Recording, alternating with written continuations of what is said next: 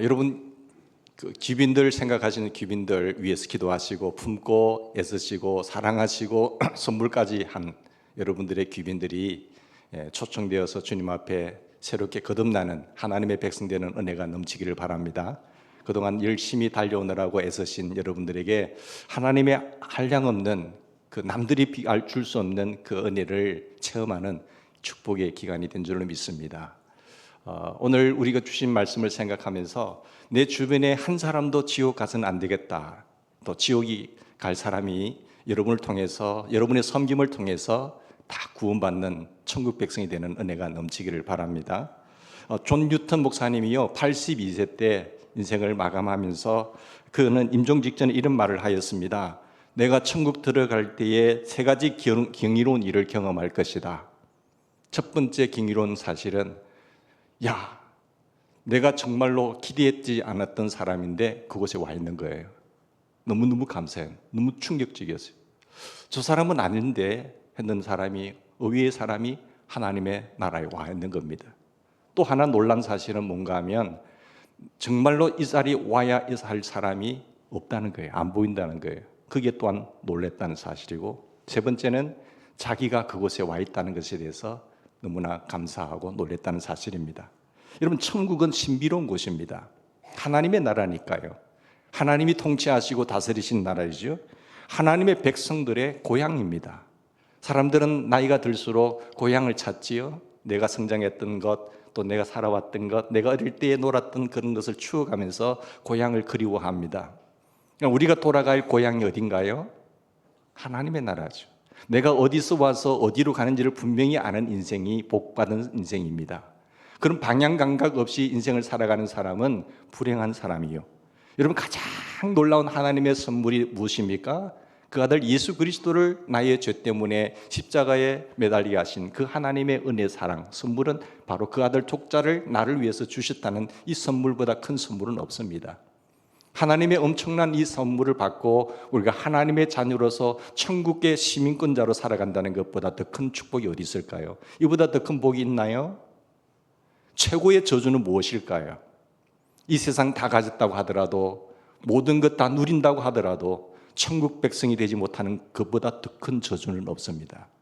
이 세상에서 가장 놀라운 저주는 하나님의 이 은혜를 무시하는 것, 그리고 하나님의 백성으로 살지 못하는 것보다 더 큰 저주는 없는 것입니다. 우리는 이 땅에 잠깐의 세상을 살아가면서 좀 더 편리한 세상, 좀 더 보람 있는 생을 살아가기 위해서 사람들은 얼마나 많은 애를 쓰고 노력합니까? 그런데 더 나은 세계, 영원한 인생의 삶을 위해서 100년이 아니라 영원히 내가 어디에서 머물면서 살아갈 것인가 고민하면서, 또 그 나라의 백성된 은혜와 사랑을 자각하면서 살아간다는 것, 여러분 감사하시기 바랍니다. 사랑하는 여러분, 천국과 지옥은 성경이 가르치는 엄숙한 주제입니다. 그렇지만 오늘날 현대인들에게는 이 설교를 좋아하지 않잖아요. 싫어하잖아요. 무슨 구닥다리 같은 그런 것을 강단에서 전하느냐고 이렇게 말을 하기 때문에 설교자들의 주제 가운데 천국과 지옥에 대한 메시지가 사라져가고 있다는 사실입니다. 어떤 코미디나 어떤 연극 속에서는 등장할지 모르겠지만 한국 강단에서 이 하나님의 말씀을 전하는 설교자들에게서 이 주제를 잘 다루지 않는다는 것이 불행인 것 같습니다. 오늘 말씀에 보면 실제 성경은 이것을 비유라고 말씀하지 않습니다. 성경은 예수님께서도 말씀한 바와 같이 실제로 있었던 한 사람의 역사적 사실을 통해서 천국과 지옥의 엄숙한 메시지를 선포하려고 하시는 주님의 그 아름다운 마음을 여러분 헤아렸으면 좋겠습니다. 저는 본문을 통해서 천국과 지옥이 어떤 곳인가 말씀드리기 앞서서 천국과 지옥은 반드시 있어야 된다라고 하는 그런 것을 말씀드리고 싶습니다. 여러분은 어떠세요? 천국과 지옥은 없었으면 좋겠다, 또 없어도 된다라고 생각하시나요? 여러분, 그저 거기 나사로의 이 참상을 보십시오. 나사로의 참상과 그에 반대되는 부자의 호화로움, 이 호화로운 상황을 보면은 지금 호의호식하는 그 불공평한 이 상황을 바라보면서 여러분 기분이 어떠세요? 상당히 나쁘지 않으세요? 이 보면 저는 부자가 1년에 한두 번 잔치를 열었다면 이해를 할 수 있겠어요. 돈 자랑한다고. 그런 모습 속에서 한두 번 그렇게 할 수도 있겠지만 여기 성경에 표현하기를 날마다 호화로이 생활을 했다는 것 아니겠습니까? 정말로 좀 심한 사람인 것 같아요. 요즘 시대는 중산층이 없어지는 시대입니다. 가진 자와 가지지 못한 사람 시대로 점점 나눠지고 있습니다. 자, 그런데 가졌다고 해서 좀 많이 누린다고 해서 그것을 너무 호화로이 날마다 누린다는 것은 좀 불공평한 것 같아요. 그래서 지옥은 이런 사람들을 위해서 저는 꼭 있어야 된다고 봅니다. 이 부자의 문전에는 헌대를 핥으면서 가까스로 그 생명을 유지해가는 한 사람이 있었잖아요. 나사로. 여러분, 육신이 자유롭지 못해서 누운 채로 개들의 그 헌대를 핥는 그 고통을 당하면서 인생의 막바지까지 고통스러운 삶을 살고 있었던 이 비참한 인생, 이런 사람을 위해서 저는 천국은 반드시 있어야 된다고 합니다. 반전할 수 있는 기회잖아요. 내가 이것으로 세상을 끝난다고 한다면 얼마나 억울하고 정말로 힘들겠습니까? 유명한 철학자 임마누엘 칸트는 이렇게 말했습니다. 천국과 지옥은 있어야 한다. 있다 없다 하는 사실을 시비하기에 앞서서 이것은 반드시 있어야 한다. 이 세상의 부조리를 볼 때마다, 이 세상의 불공평을 볼 때마다, 즉 잘되어야 할 사람들이 잘못되고 잘못되어야 할 사람들이 정말로 마땅한 사람, 이런 사람들이 오히려 그런 부조리 때문에 천국과 지옥은 반드시 있어야 됩니다. 세상이 얼마나 부조리하며 불공평합니까? 그런 것들이 우리 눈에 보이지 않나요? 그렇기 때문에 우리는 천국과 지옥이 반드시 있어야 됩니다. 세상도 돈만 있으면 법정에서 풀려날 수도 있잖아요. 감옥 안 갈 수도 있어요. 그러나 하나님의 최고의 법정이 있어야만이, 인간이 한번 죽는 것은 정한 이치요 그 후에는 심판이 있다는 하나님의 법정을 두려워해야만이, 하나님의 법정이 공의의 판단 대신 하나님이 계셔야만이 여러분 이 아픔을 여러분 극복할 수가 있어요. 세상은 힘 있는 자들의 것입니다. 세상은 가진 자들에게 누릴 세상이에요. 이것으로 끝난다고 한다면 얼마나 이 불효리하고 불공평한 세상을 우리가 받아들이면서 평안히 질 수가 있겠습니까? 천국과 지옥은 있어야만 됩니다. 그러면 천국과 지옥은 어떤 곳인가를 우리가 알아야 되지 않겠습니까? 오늘 본문을 통해서 한번 살펴보시면 첫째로 천국과 지옥은요, 죽은 후에 즉시 가는 곳입니다. 이 말씀은 소위 인터벌 신학을 허락하지 않습니다. 천국과 지옥은요, 우리가 죽은 후에 바로 가는 곳입니다. 여러분 좀 이따가 같이 22절 말씀 한번 보실까요? 22절에 보시면 이에 거지가 죽어 천사들에게 받들려 아브라함의 품에 들어가고 부자도 죽어 장사되며 거기 엄부의 고통 중에라고 있잖아요. 자, 거기도 부자도 거지도 죽고 부자도 다 죽었어요. 어느 날 똑같이 죽었을지도 모르겠습니다. 거지에게 이 죽음은 얼마나 큰 해방일까요?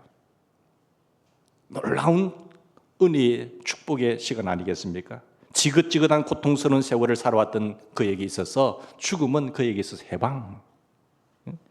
정말로 그 죽음은 두렵지 않았을 것입니다. 어떤 의미에서 생각하면 거지에게 있어서 죽음은 바로 해방이라는 것입니다. 고통에서의 해방, 절망으로서의 해방, 가난으로서의 해방, 그리고 비인격적인 대우에부터 해방되는 것, 다 해방. 그렇게 그리워했던 하늘나라로 입성하는 순간이지요. 부자는 얼마나 죽기 힘들었을까요? 얼마나 두려웠을까요? 그러나 죽음은 똑같이 왔습니다. 여러분, 시간적인 차이는 있을지 모르겠지만 돈으로 생명을 조금 더 연장시킬 수는 있겠지만 죽음은 똑같이 왔습니다. 그런데 여러분, 죽음의 순간은요, 양자에게 다 공평했습니다. 성경에 보니까 부자는 장사되었다고 기록됐는데 거지에게는 그것이 없습니다. 부자는 돈이 있었기 때문에 얼마나 자기 장례식을 준비했겠습니까? 거지의 주변에는 장사 지내줄 변변한 사람조차 없었어요. 요즘으로 말한다면 청소부의 손에 의해서 시선이 끌려서 그냥 화장되었겠죠. 그런데 부자는요, 돈이 있었기 때문에 장사날 그 부자의 장례식 날 도시는 얼마나 시끄러웠겠습니까? 떠들썩했을까요? 아마 도시가 생긴 이래 최대의 장사가 진행되었을 것입니다. 이 부자는 죽기 전에 자기의 장례 절차와 무덤까지 준비하고 그리고 장례에 관한 일체를 완벽하게 준비했을 것입니다. 무덤도 보통 무덤이 아니겠죠. 그리고 수위도 보통 수위가 아니라 그냥 타 없어질 수위인데도 불구하고 몇 천만 원짜리 수위를 입혔겠죠. 그리고 무덤도 지나가면서 보라고 어마어마한 무덤을 장식했을 것이에요. 장례식장 위로하고 오는 사람들에게 대접하기 위해서 식사도 얼마나 깔끔하게 멋있게 좋은 것으로 준비했겠습니까? 그러나 이 화려한 장례식과 쓸쓸하게 치러진 거지의 시체의 사건 배후에 엄청난 사건이 일어납니다. 이 죽음 이후에 육체와 영혼이 분리되는 그 순간 그 한 시신을 장례한 데 있어서 아무 감각도 없는 그 시신의 한 움큼을 간에 집어넣으면서 하는 장례식은 너무너무 차이가 났어요. 그런데 그 시신에서 떠난 영혼의 그 영적인 배후에는 어떤 일이 일어났는지를 잘 보세요. 그것이 초점입니다. 잠깐 없어질 인생 속에서 그 이후에 나타날 상황 보세요. 너무너무 대조적인 사건이 벌어지고 있는데요. 부자의 장례식은요, 수많은 사람들이 법석됐지만 거지의 장례식은 아무도 찾아오는 사람이 없었습니다. 그러나 마지막 거지의 영혼이 육체를 떠나는 순간 천사들의 손에 받들려서 하나님 아브라함의 품에 안깁니다. 나사로라는 이름이 있지요. 하나님의 도우심이라는 그런 뜻입니다. 근데 거지 나사로는 고독하였습니다. 그는 고통스러운 삶을 살았어요. 주님만을 바라보면서 누구나 주변에 도와줄 사람이 없었어요. 그러나 그는 결코 불행했던 사람만은 아니라고 성경은 말하고 있습니다. 그는 하나님을 알았기 때문에 고통스러운 삶 가운데서도 하나님의 인도를 받았던 천사들의 손에 받들려서 마지막 하늘나라에 가지요. 그래서 우리 하나님의 백성들에게 놀라운 축복은 뭔가 하면 천사들을 부릴 수 있습니다. 히브리서에 나타난 말씀처럼 천사에 관해 성경은 천사들은 부리는 영으로서 구원 얻은 후사들을 위하여 섬기라고 보내심이 아니요 했어요. 우리를 섬기라고 보내신 영이 천사입니다. 그래서 천사를 마음껏 부리시길 바랍니다. 예수 이름으로 명하노니 천군 천사로 나를 지켜달라고, 그 일을 호위하려 달라고 부리세요. 그 하나님의 거룩한 천사들이 우리를 호위하고 우리를 다스릴 수 있는 것이죠. 천사들은 성도를 섬기기 위해서 온 것입니다. 이 천사가 성도들을 섬기는 그 아름다운 광경을 보시기 바랍니다. 그 영혼을 받들어서 아브라함과 이삭과 믿음의 선배들이 먼저 간 그곳으로 다 올려보내고 있는 이 장면. 천사들의 손에 받들려서 가는 나사로의 영혼. 죽은 후에 즉시로 한 사람은 아브라함의 품에, 즉시로 한 사람은 지옥으로. 그러니까 이 음부의 고통 속에 빠진 것이죠. 어떤 신학자들은 음부와 지옥이 어떻게 다르냐고 말하는데, 음부는 본질적으로 지옥으로 통하는 것입니다. 그리고 아브라함의 품은요, 본질적으로 천국과 통하는 것이죠. 죽은 후에 곧 한 사람은 영광 가운데 있고 한 사람은 고통 가운데 빠지게 됩니다. 자, 어떤 사람들은 믿지 않는 영혼은 죽은 후에 귀신이 되어서 또 돈다고 말을 하는데요. 그렇지 않습니다. 바로 갑니다. 사람들이 제사의 심리를 살펴보면요, 이렇습니다. 내가 살아계실 때 부모님께 잘못했던 것, 이제 죽어서 두려우니까 영이에서 우리를 해칠까 봐 1년에 한두 번 제사상 차려놓고 제사 드리잖아요. 만약에 우리 부모님이 정말 굶주린다고 한다면, 배가 고파 떠든다고 한다면 매일매일 제사상을 차려야 드려야 안 계세요? 그런데 왜 1년에 한두 번이에요? 굶다가 그날 찾아오는 거예요. 그건 부모님을 위하는 것이 아니라 자기를 위한 것이잖아요. 제사는 성경이 말하기를 귀신에게 하는 것이라고 말을 합니다. 문 열어라, 영이 들어오게, 이렇게 한 거예요. 귀신이 들어오는 겁니다. 사랑하는 여러분, 지옥은, 천국은 마찬가지. 우리 영혼은요, 육체와 영혼이 분리되는 순간 바로 하나님 품에 가는 겁니다. 거기에서 편히 쉬는 거지요. 둘째로 천국과 지옥은 의식이 살아있는 곳입니다. 즉각 가는 곳이지만 의식이 살아있는 곳. 사람이 죽으면 영원히 잠든다고 가르치는 사람이 있는데, 여호와의 증인들이나 그리고 무신론자들이 그래요. 그렇게 생각해요. 근데 사람이 죽으면 영혼이 아주 없어진다는, 또 영혼 멸절설도 주장하는 사람도 있습니다. 영혼 멸절설가 아닙니다. 영혼이 없어지는 것이 아닙니다. 성경은 뭐라고 가르칩니까? 천국과 지옥은 의식이 살아있는 곳이다, 이렇게 말을 해요.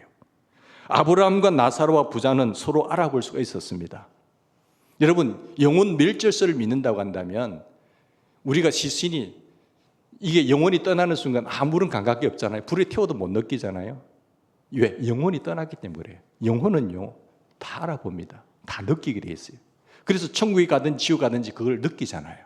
고통을 느끼잖아요. 의식이 살아있는 것, 서로 알아볼 수도 있고, 지옥 가서도 부자는 나사로를 자기의 봉으로, 이 종으로 부리려고 했어요. 24절 보십시다. 나사로를 보내었어요. 그 손가락 끝에 물을 찍어서 내 혀를 서늘하게 해달라고. 분명한 사실은 천국과 지옥은 의식이 살아있는 장소라는 것입니다. 한 사람은 하나님의 축복 가운데 영원한 안식 속에 들어가 있고, 그리고 반면에 또 다른 한 사람은 끊임없는 고통의 의식 속에 들어가 있는 거예요. 끊임없는 고통의 의식 속에 느끼면서 있는 거죠. 세 번째, 두 세계는 분명하게 확실하게 대조를 이루고 있습니다. 자, 여러분, 천국과 지옥은 분명히 하나의 대조를 이루는데 25절 보십시다. 아브라함이 가로되 얘 너는 살았을 때에 네 좋은 것을 받았고 나사로는 고난을 받았으니 이것을 기억하라. 이제 그는 여기서 위로를 받고 너는 괴로움을 받느니라. 여기 두 개의 단어가 뚜렷이 대조되죠. 뭡니까? 그것은 위로와 괴로움이에요. 한쪽은 위로고 한쪽은 괴로움이죠. 천국은 위로의 장소입니다. 성경 요한계시록 21장에 보면 거기는 눈물이 없어요. 거기는 아픔이 없어요. 거기는 고통이 없어요. 거기는 죽음이 없어요. 다시는 질병이나 죽음과 아픔이 없는 곳이 천국이에요. 자, 새 하늘과 새 땅, 그 하나님이 함께 계시는 믿음의 선배들이 먼저 가서 나를 기다리고 있는 그 장소가 천국이라니까요. 위로의 나라, 하나님의 나라죠. 반면에 지옥은요, 괴로움이 지배하는 나라입니다. 괴로움이 지배하는 나라. 어둠의 무저갱을, 사탄을 집어넣는 곳이죠. 그를 추종해서 따라간 모든 세력들을 같이 갇히는 곳이 지옥입니다. 성경이 지옥이 묘사될 때마다 세 가지 개념이 등장하는데 하나는 불꽃이고 하나는 어둠이고 그리고 하나는 귀신들이에요. 지옥은 어떤 곳입니까? 그곳은 불이 타고 있는 장소라고 성경 말합니다. 이사야 33장 14절. 시온의 죄인들이 두려워하며 경건치 않은 자들이 떨며 이르기를 우리 중에 누가 영정이 타는 것과 함께 거하리요. 영정이 타는 것과 어떻게 함께 거하리요? 라고 써있고 요한계시록 14장 10절에 보면 그도 하나님의 진노의 포도주를 마시리니 그 진노의 잔에 섞인 것이 없이 부은 포도주라. 거룩한 천사들과 앞과 어린 양 앞에서 불과 유황으로 고난을 받으리라. 불과 유황으로 고난을 받으리라. 그 지옥이지요. 부자는 나사로의 손에 물을 찍어서 내 혀를 한번 서늘하게 해달라고. 얼마나 고통스러웠으면 그렇게 했을까요? 혀를 서늘하게 해달라고 하셨어요. 성경은 지옥이 불타고 있는 장소라고 가르칩니다. 부자가 얼마나 덥고 고통스러웠으면 호소했겠습니까? 얼마나 힘들었으면. 그러나 그의 요구는 응답이 됐나요? 응답이 되지 않습니다. 거기서는 요청을 하더라도 기도를 하더라도 응답이 되지 않는 곳이 지옥입니다. 그것은 이미 때가 늦은 요구잖아요. 그 많은 주변에서 이야기를 하고 있음에도 불구하고 듣지 않잖아요. 그곳에서는 나올 수가 없습니다. 자, 또한 지옥은 어둠의 장소입니다. 마태복음 25장 30절에 보면 이 무익한 종을 바깥 어두운 곳에 대로 내어 쫓으라. 거기서 슬피 울며 이를 갈래라. 슬피 울며 이를 갈래라. 불꽃, 어둠, 그리고 귀신. 그죠? 천국과 지옥은 커다란 대조를 이루는 곳입니다. 마지막으로 네 번째, 서로 왕래할 수 없는 곳이에요. 여러분, 이뿐만 아니라 26절 보십시다. 너희와 우리 사이에 큰 구렁텅이가 놓여 있어 여기에서 너희에게 건너가고자 하지 할 수 없고 거기서 우리에게 건널 수도 없다. 그러니까 죽은 후에 제2의 기회가 있을 수 있습니까? 없습니다. 이게 끔찍한 거예요. 거기서는 회개나 다시 기회가 없습니다. 죽은 후에 죽은 사람을 위해서 기도하면 그들이 다시 천국에 갈 수 있다는 제2의 기회를 가르치는 모든 교리들이 있잖아요. 틀린 거예요. 돈 끌어모으기 위해서 하는 요청사항이에요. 그래도 다시 한번 더 긍휼과 자비를 베풀어 달라고 한없이 돈을 바치죠. 소용이 없습니다. 여러분, 이 말씀은 명백히 그전에 기회는 살아있을 때입니다. 살아있을 때 유효하다는 것이에요. 자, 그러면 부자가 지옥에 간 이유가 뭡니까? 부자이기 때문에 지옥 갔습니까? 아니거든요. 이거 보십시오. 왜 부자가 다 지옥 갑니까? 그럼 불공평한 게 어디 있나요? 부자이기 때문에 지옥 간 것이 아닙니다. 부유한 것 자체가 죄악은 아닙니다. 그러면 왜 부자가 지옥에 갔을까? 부유함 때문에 영적 무관심의 죄를 지었기 때문이에요. 내가 가진 것 때문에, 내 있는 것 때문에 영적 무관심, 그 죄입니다. 엄청난 죄지요. 불행한 거지요. 자기 자신을 돌아보지도 않습니다. 인생이 무엇인가를 생각지도 않습니다. 지금 내게 부족한 것이 없으니까. 내가 지금 세상에 다 누릴 수 있으니까. 부자는 지옥에서 하나님께 이렇게 항변했을 것입니다. 하나님, 저는 그렇게 나쁜 사람 아니에요. 보십시오. 내가 그래도 돈 있을 때 조금 장학금도 좀 줬고 가난한 사람 좀 도왔고 동사무소에서 살도 좀 주었어요. 나 이런 것 했지 않습니까? 자기 이름 내려고 행세를 했겠죠. 그런. 우리 집에서 가난한 사람이 있었지만 그래도 우리 집 앞에 내가 처방시키지는 않았습니다. 저는 아무것도 하지 않았습니다. 나사로를 죽이지도 않았고 이웃에게 해롭게 한 것도 없습니다 라고 말을 합니다. 여러분, 어떤 전도지 보니까 뒷면에 아무것도 하지 않으면 지옥 간다 이렇게 돼 있더라고요. 그렇던가요? 정말 아무것도 하지 않으면, 가만히 있으면 지옥 갑니다. 하나님의 엄청난 사랑이 있었음에도 불구하고 받아들이지 않고 믿지도 않고 반응하지 않는, 가만히 있으면 지옥 가요. 우리는 반응했잖아요. 응답했잖아요. 그 하나님의 은총과 은혜의 사랑의 손길에 반응한 우리잖아요. 그분을 주인으로 알고 영접했잖아요. 그리고 믿었잖아요. 그러면 천국 갑니다. 사랑하는 여러분, 아무것도 한 일이 없고 가만히 있으면 저절로 간다. 흥미있는 사실은 철저한 무관심 속에서도 사람들이 간간히 지옥이라는 단어를 떠올립니다. 무관심한 것 같지만 무관심하지는 않지요. 왜 사람들이 지옥이라는 단어를 완전히 여러분 떠나지 못할까? 유명한 기독교 심리학자는 이렇게 말을 합니다. 그것은 마음 깊은 곳에서 내가 지옥에 갈지도 모른다는 그 무의식, 그 잠재의식, 그 공포가 그 영혼을 지배하고 있기 때문이다. 사람들이 담담한 것 같지요? 그렇지 않습니다. 어떻게 보면 가진 자, 그 자리에 최고의 경지에 오른 사람들만이 더 불안한 거예요. 저는 부자는 더 담담할 줄 알았거든요. 아닙니다. 부자들이 더 불안합니다. 이걸 놓지 못했어. 그래서 부자들은요, 자기 안전을 위해서 고사를 한다든지 뭘 할 때 지극정성으로 돈을 들입니다. 절에 한번 가보실까요? 스님들의 이야기를 들으면요, 우리하고는 헌금한 내용 자체가 달라요. 수준 자체가 다르더라고요. 굉장히 두려워하면서 그것을 시줄하면서 감내하려고 하는 거죠. 플라톤은 이렇게 말합니다. 플라톤은 누가 감옥이 없기를 제일 바라겠는가? 라는 그게 질문에, 그것은 거기에 가야 할 사람들이라고 했습니다. 누가 감옥이 있기를 제일 없기를 바랄까요?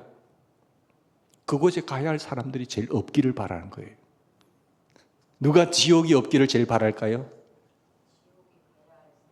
그런 사람들이 제일 바라는 거죠. 지옥의 개념은 우리의 영혼을 붙들고 괴롭히고 있습니다. 그 관심을 망각하고 지워버리고 영적인 무관심 속에 그리고 빠졌던 부자, 마침내 영원한 지옥의 형벌을 직면하지 않을 수가 없었지요. 자, 그러면 여기서 부자가 지옥에 간 두 가지 이유를 한번 살펴봅시다. 부자가 왜 지옥 갔습니까? 첫째는 회개하지 않았기 때문이에요. 여러분, 회개가 내 마음대로 될 것 같습니까? 절대로 하나님의 은혜가 임하지 않으면 안 됩니다. 완전 마귀에게 사로잡히면요, 교만해서요, 회개가 안 돼요. 나 죽기 전에, 젊은 청년들이 말해요, 실컷 세상에서 놀다가 죽기 전에 회개하면 되잖아요. 이렇게 강도처럼, 예수님 우편에 달린 한 강도처럼. 여러분, 천국이 있다고 한다면 정말로 왜 마지막에 믿습니까? 아주 기회 주시잖아요. 정말 천국이 있다고 믿어진다면 왜 마지막에 믿을까요? 하늘의 상급과 축복이 있다고 한다면. 여러분, 부자는요, 30절 보십시다. 아버지 아브라함이요, 만일 죽은 자가서 저에게 가는 자가 있으면 회개하리다. 죽었다가 살아가서 전도하면 회개하겠지요. 부자는 거기서 회개하지 않아서 그곳에 갔다는 사실을 알았습니다. 자기가 회개하지 않아서 내가 이곳에 왔다는 사실을 알고 죽은 자가 가서 전도하면 회개할 거다라고 생각했어요. 회개는 방향 전환이잖아요. 내가 가던 길이 잘못된 길을 알고 방향을 트는 것이 회개입니다. 당신의 생애 속에 하나님을 향한 방향 전환이 있었습니까? 나에게 한번 물어보세요. 나는 복음을 듣고 이것이 세상의 가치관인 줄 알고 정말 가치 있는 사실을 알고 내가 그 길을 잘못 들었다는 사실을 알고 주님을 알고 방향을 전환하셨습니까? 방향 전환 안 하셨으면 그건 회개 아닙니다. 죄송하지만 이것이 참이다, 이것이 진리다고 했다면 방향을 전환하셔야 그게 회개예요. 하나님을 향한 방향 전환이 있었는가? 마틴 루터는 이 말이죠. 내가 천국에 도달하는 그날 나는 천국 문에서 하나의 현판을 볼 수 있을 것이다. 그 현판에는 바로 오직 회개한 자라는 현판입니다. 오직 회개한 자. 여러분, 죄로부터 돌이켜서 참으로 하나님 앞에 나오셨습니까? 아니면 오늘도 거짓말하고 있습니까? 주님이 그걸 물으시는 거예요. 어떻게 내 앞에서 그렇게 거짓말해? 아, 진짜야? 고마워 아들아. 고맙다. 자, 두 번째는 뭐요? 생명책에 그 이름이 기록되지 않았기 때문이에요. 그래서 지옥 갔어요. 여러분, 흥미있는 사실이 있습니다. 거지 이름이 무엇입니까? 나사로예요. 부자 이름은 없어요. 여기 보면 성경이 부자 이름이 기록되지 않습니다. 다시 질문합니다. 이 땅에 살 때는 누구의 이름이 더 찬란했을까요? 누구의 이름을 더 기억했을까요? 당연히 부자죠. 자기 이름 내기 위해서 얼마나 노력했겠어요? 자기 이름 내기 위해서 이런 자선도 사업도 많이 했겠지요. 그런데 결정적인 것은 생명록에 자기 이름이 없어요. 그런데 거지는 예수님을 믿었고 그런 어려운 삶을 살았지만 그 이름이 생명록에 있었습니다. 중요한 것입니다. 부자가 죽었을 때 그 이름을 듣고 많은 사람들이 몰려올 정도로 세상에 있을 때는 자기 부자 이름이 훨씬 더 많이 알려졌습니다. 그 장례식도요, 호상이었어요. 많은 사람들이 찾아왔어요. 그 이름은 쟁쟁했습니다. 그의 이름은 살았을 때 자기 이름을 만들기 위해서 많은 애를 썼었고 그 이름을 내기 위해서 그의 인생을 투자하여 왔어요. 그렇기 때문에 죽었어도 장례식에 얼마나 많은 행렬이 있었는지 아시겠죠? 그러나 마지막 날에 그는 주님께 기억되지 않았습니다. 그래서 나사로, 그 이름의 뜻은 하나님은 나의 도움이라는 뜻이지만 이런 의미가 있는 것이죠. 그 이름을 아무도 알지 못했지만 하나님은 아셨어요. 하지만 나사로의 이름은 주님의 마음속에 기억되었습니다. 주님은 누구든지 뭐라고 말씀하셨어요? 생명책에 기록되지 못한 자를 불못에 던지우리라 했어요. 누구를 불못에 던지우요? 생명책에 기록되지 못한 자를 불못에 던지우리라. 우리 대연절교회 교적부에 이름이 등록되는 거 아니에요. 착각하지 마십시다. 우리 대연절교회 내 이름이 등록되는 것을 말하는 것이 아니고 하나님 나라 생명책에 등록되지 못한 자는 불못에 다 던져주는 겁니다. 그게 회개의 역사예요. 그게 거듭남이라는 것입니다. 그런데 많은 사람들이 하나님 앞에서 거짓말한다는 거예요. 그걸 착각하고 있어요. 그걸 믿고 있어요. 여러분, 더 이상 속지 마시기 바랍니다. 마귀는 거짓말장이에요. 거짓의 아비예요. 여러분, 당신의 이름은 생명책에 기록되어 있습니까? 오늘 주님 물으시는 거예요. 내 사랑하는 사람들이, 내 자녀의 이름이, 내 부모의 이름이, 내 사랑하는 지인이 생명책에 이름 등록되어 있느냐는 거예요. 자, 근데 마지막으로 보면 부자가 지옥에서 부탁한 두 가지 청이 나옵니다. 무슨 청을 하고 있습니까? 어떤 부탁을 하고 있죠?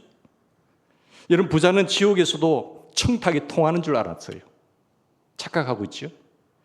28절 보십시다. 28절 보면 내 형제 5이 있는데 저희에게 증거하게 하여서 저희로 이 고통을 받는 곳에 오지 않게 달라고.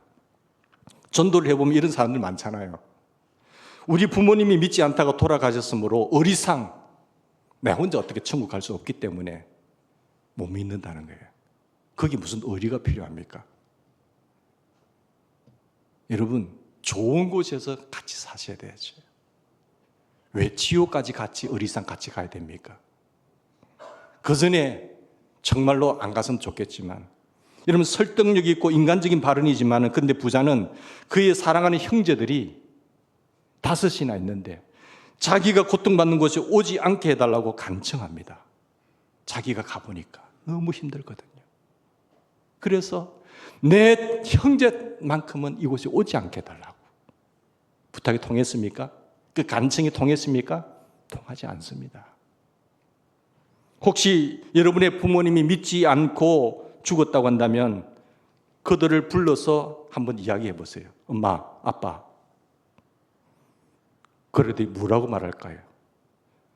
사랑하는 아들아, 너는 이 고통받는 곳에 절대 와서는 안 된다라고 말할 거예요. 이 고통받는 곳에 너희들만큼은 오지 말라는 거예요. 그게 지옥에서 외치는 간증의 소리예요. 또 한 가지 부탁은 뭐지요? 아버지 아브라함이여, 만일 죽은 자에게서 저에게 가는 자가 있으면 회개하지 않겠습니까? 죽은 자가 가서 천국과 지옥 갔다 온 사람들이 전하면 전도의 효과가 확 나타나지 않겠습니까? 말하지만 그 요청을 하지요? 여러분, 안 된다고 했어요. 그죠? 그런 기적이 없기 때문에 그런 사람이 천국 죽었다가 살아나더라도 전도해도 그 사람은 안 믿을 사람이에요. 그러면서 아브라함을 통해 불러온 주님의 말씀 보십시다. 여러분, 모세와 선지자들에게 듣지 아니하면 비록 죽은 자 가운데서 살아난 자가 있을지라도 뭐 한다고요? 구원함을 받지 아니하리라. 우리 주님 너무 잘 아세요. 나사로랑 똑같은 이름을 가진 동명 이인이 있는데 요한복음 12장에 있습니다. 그는 죽었다가 살아났습니다. 나사로를 본 유대인들은 이 사실을 은폐하기 위해서 예수를 죽이려고 하는 엄청난 음모를 꾸미게 됩니다. 죽은 사람이 살았어도 유대인들은 회개하지 않았습니다. 분명히 나사로 살았거든요. 그들이 유대인들이 회개했습니까? 마음이 강팍한 사람들이 그 사실을 보고 회개했나요? 안 했어요. 기적이 없어서 사람들이 회개하지 않습니까? 아닙니다. 기적이 없어서 회개하지 못하는 것이 아니고요. 과학적이고 합리적인 지성적 증거가 불충분해서 믿지 못합니까? 그것도 아닙니다. 성경은 말하기를 죽은 자가 다시 살아나서 복음을 증거해도 마음이 강박하다고 한다면 당신은 하나님의 목소리를 거절하며 복음의 소리를 받지 않는다고 말하고 있는 거예요. 이미 마음이 사탄에게 완전히 사로잡혀 있기 때문에 그래요. 성경은 마지막 증언이고 유일한 증언입니다. 이 증언을 거절하는 사람에게 다른 희망은 없습니다. 그런데 27절 보십시다. 27절은 뭐라고 말씀하시나요? 가로되 이르되 그러면 아버지요 제가 구하노니. 구합니다. 일종의 기도라고 볼 수 있겠죠. 여러분, 그는 뒤늦게 지옥에서 응답될 수 없는 기도를 하고 있습니다. 그곳에 갔어야 기도의 중요성을 알고 있잖아요. 그런데 그곳에서는 기도를 하더라도 응답이 됩니까? 안 됩니까? 안 돼요. 평상시 좀 기도 좀 하지. 그런데 거기 가서 기도를 하고 있어요. 생전에 기도였더라면 얼마나 좋았을까요? 지옥의 그 10년 속에서 그는 비로소 기도의 중요성을 알았습니다. 자, 거기서 전도의 중요성도 그때 깨닫습니다. 세상에 좀 잘 나갈 때 깨닫지. 여러분 보세요. 내 형제 5이 있으니 저에게 증거하여서 전도해서 증언하여서 그들을 이 고통 속에 오지 않게 해달라고. 아마도 부자는 나사로에게 이렇게 말하고 싶었을 것입니다. 나사로야, 왜 나에게 살아있을 때에 천국과 지옥에 대한 비밀을 말해주지 않았어? 그때 좀 제발 이야기해 주지. 이것이 천국과 있는 이것이 사실이고 진실이고 영원한 우리의 운명이라고 왜 알려주지 않았어? 그렇게 말을 했을 때죠. 뒤늦게 부자는 회개의 중요성을 깨닫습니다. 30절 보십시다. 근데 그는 회개하지 않았어요. 여러분, 이 복음 앞에 오늘 우리의 응답은 무엇일까요? 예레미야 선지자는 눈물을 흘리며 외쳐도 마음을 열지 않는 이스라엘 백성들을 향해서 이렇게 외쳤습니다. 추수할 때가 지나고 여름이 다하였으나 우리는 구원을 얻지 못한다 하는도다. 기도하십시다.